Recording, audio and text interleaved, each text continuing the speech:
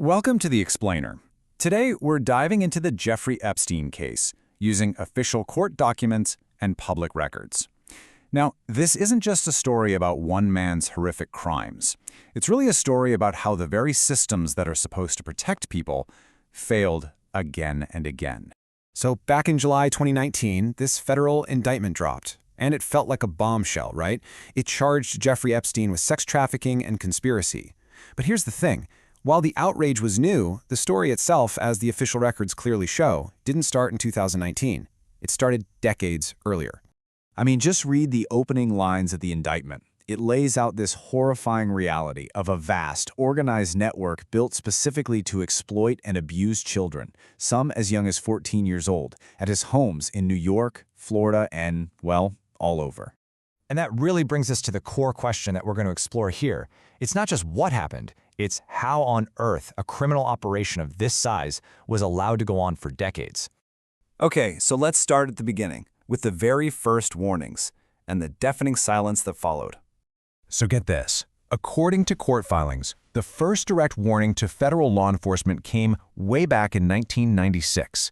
A victim, Maria Farmer, reported Epstein and Ghislaine Maxwell to the FBI, twice. And yet, a formal federal investigation wasn't opened until May 2006. That's a full decade later. And you can imagine what a decade of inaction does. It creates this powerful sense of impunity, of being untouchable. Victim Virginia Giuffre described how Epstein and Maxwell would literally use that to control their victims, telling them there was no point in speaking up. On top of that, official records show there was this systemic culture of victim blaming. Investigators actually noted how law enforcement officials would often call the underage victims child prostitutes, a label that just completely misunderstands what sex trafficking even is. So, how did that first federal investigation finally end? Well, it wasn't with a big trial. It was with a secret arrangement that's now known as the deal of a lifetime. Okay, so check out this contrast. By 2007, federal prosecutors had a massive 60-count draft indictment ready to go, but it was never actually filed. Instead, Epstein got a deal to plead guilty to just 2 minor state charges. He served only 13 months in a county jail, and even that came with a very generous work release program. How is that even possible? Well, it all came down to a secret non-prosecution agreement, or NPA. Basically, it's a deal where prosecutors agree not to file criminal charges, and in this case, it was negotiated in complete secrecy between Epstein's lawyers and the U.S. Attorney's Office. And this wasn't just any regular NPA. The terms were, frankly, unbelievable. It gave sweeping immunity not just to Epstein, but to any unnamed potential co-conspirators. It was designed to be kept totally hidden. And, maybe worst of all, the victims were never told. In fact, official letters showed they were actively misled and told the case was still ongoing months after the secret deal had already been signed. I mean, the secrecy was so bad that a federal appeals court later wrote this incredibly scathing assessment, saying that it looked like prosecutors worked hand in hand with Epstein's lawyers to hide the deal from the very people they were supposed to be protecting.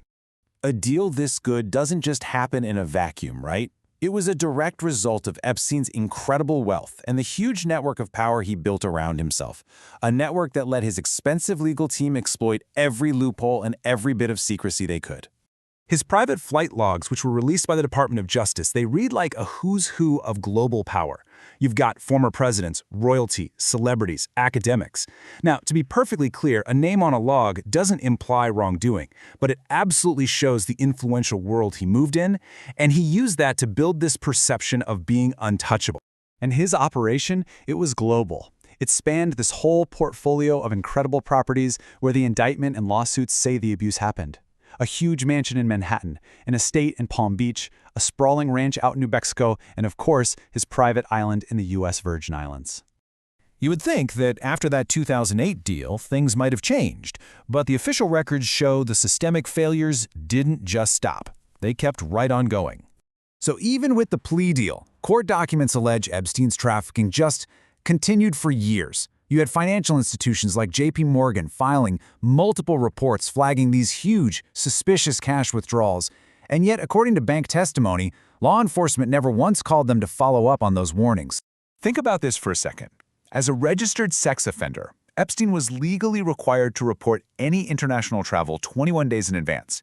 But government filings confirmed that in just the 18 months before his 2019 arrest, he took over 20 international flights on his private jet, with almost no enforcement of that rule. So this long documented history of failure, it brings us to the final and probably the most difficult question of all: accountability. In 2020, the Justice Department's own internal office released a report on that 2008 plea deal. In its big conclusion, the U.S. attorney who approved it simply used poor judgment. As you can imagine, the victims and their lawyers called that a whitewash and a total slap in the face.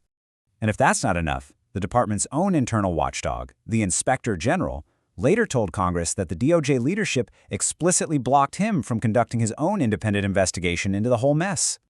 So it leaves us with this profound question, doesn't it? After decades of documented failures across multiple agencies, across different administrations, what does real accountability even look like?